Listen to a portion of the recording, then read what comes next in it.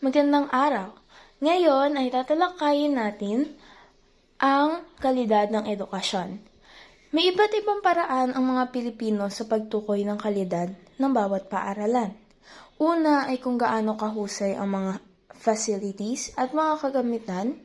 Pangalawa ay ang bilang ng pumapasok sa mga board exams. At pangatlo ay ang university ranking na lumalabas kada taon. So ano nga ba ang kalidad ng edukasyon? Ito ang estado ng pagtuturo sa isang pamantasan kung saan ito ay nakakatulong sa pag-alam ng bawat mag-aaral na nag-aaral sa pamantasan. Noong taong 2000, inilabas ng United Nations Children's Fund o UNICEF ang publikasyon na Defining Quality in Education, na nililinaw ang mga pamantayan sa dekalidad ng edukasyon. Ang unang dekalidad ng edukasyon ay ang mga mag-aaral na malusog, handang makibahagi at matuto at sinusuportahan sa pag-aaral ng kanilang pamilya at pamayanan. Dahil sa walang pantustos sa mga bayarin o may sakit, maraming kabataan ang hindi makapasok o tumitigil sa paaralan o sa pag-aaral.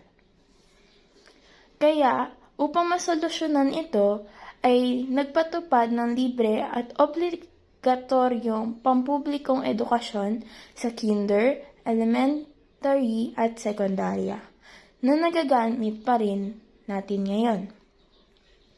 Ang Pantawid Pamilyang Pilipino program ay naghihikayat naman na napapasukin ang mga kabataan sa pag-aaral kapalit ang pera na pambili ng pagkain ng pamilya.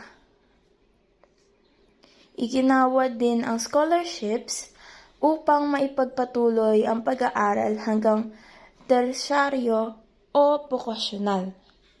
Ang DepEd naman ay nakipagtulungan sa DOH upang mabigyan ng bakuna ang mga kabataan laban sa mga sakit. May mga sitwasyon na ang isang mag-aaral ay hindi makapasok dahil malayo sila sa mga paaralan. Katulad na lamang ang mga kabataan na nakatira sa bundok o bukid. Kaya't, nagpalaganap ng alternatibong paraan ang DepEd upang matiyak na matuto sila. Ang mga alternatibong paraan ng pagtuturo ng DepEd ay self-instructional materials. Ito ay nagbibigay sa mga mag-aaral ng karanasan sa pag-aaral na nagpapahintulot sa kanila na kontrolin ang kanilang proseso ng pag-aaral. Kasunod ay ang Modified In-School, Off-School Approach, isang paraan kung saan nagpapatigil sa mga kabataan na pumasok at manatili sa paaralan. Ang Enhanced Instructional Management for Parents, Community and Teachers naman ay na-develop noong 70s sa tulong ng IDRC or International Development Research Center na nagbibigay ng kaalaman gamit ang internet katulad na lamang ng online modules, audios, and videos. Lastly, ang planong pagpapalawak ng Kariton Classroom, ito ay isang mobile na silid-aralan na itinatabi sa isang kariton upang madali itong malipat sa iba't ibang lugar at ito ay may layuning magbigay ng libreng edukasyon sa mga batang malalayo at hindi makapag-aral.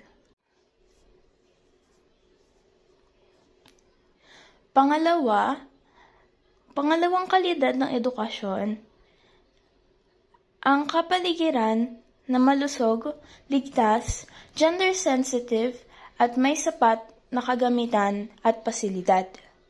Dahil sa paglaki ng populasyon sa Pilipinas, binigyang tuon ng DepEd na magpatayo ng matatag na gusali laban sa mga kalamidad. Ito rin ay dapat may sapat na laki, may ventilasyon, maliwanag at may saksakan para sa mga dekuryenteng aparato. Dapat rin itong may maayos na palikuran, hardin, aklatan, at pook laruan. Nakaiimpluwensya rin ang tamang pagdidisiplina upang lumaking magalang, responsable at maabilidad ang isang mag-aaral. Tinatanggal nito ang parusang nakakasakit sa katawan, ngunit inaadhika nito ang disiplina kung bakit nakakasama o ipinagbabawal ang isang gawain. Ang gender sensitivity naman ay ang pantay na pagtrato sa mag-aaral, guro at empleyado, ano pa man ang kanilang kasarian. Ang pangatlo ay ang edukasyon ang itinuturo sa kasanayan sa pagbabasa at pagsulat o ang pagsusulat, pagbibilang, kaalamang magagamit sa buhay at iba pang kaalaman gaya ng usaping kasarian, kalusugan, nutrisyon, prebensyon ng sakit at kapayapaan. So, sa dating curriculum ay ipinatutupad ang constructivismo.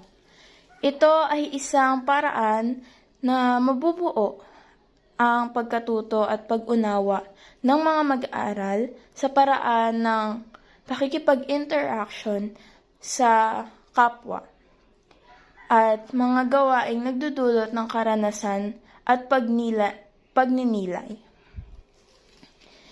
Hinahayaan ng DepEd na ilagay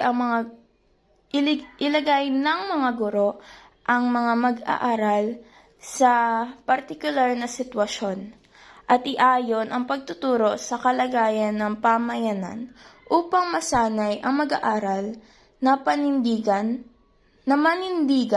tumanggi, maglatag ng mga layunin, magdesisyon at makiayon.